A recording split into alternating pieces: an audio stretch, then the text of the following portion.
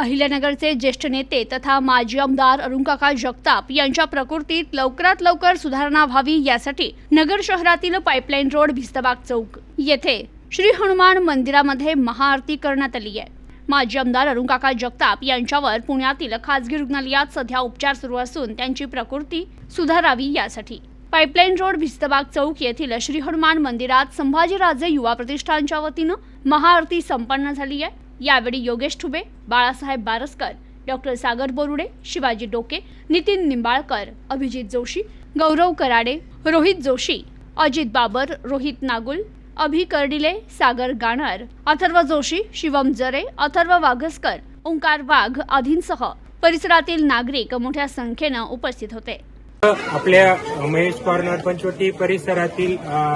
संभाजीराजे युवा प्रतिष्ठानच्या वतीने आज जो हनुमान जन्मोत्सवाचा कार्यक्रम आयोजित केला, तर हा कार्यक्रमाच्या निमित्ताने आज महाआरती करण्यात आली होती। तर ह्या महाआरतीमध्ये आपल्या नगर शहराचे सर्वांचे लाडके आमदार माननीय काकांसाठीही प्रार्थना करण्यात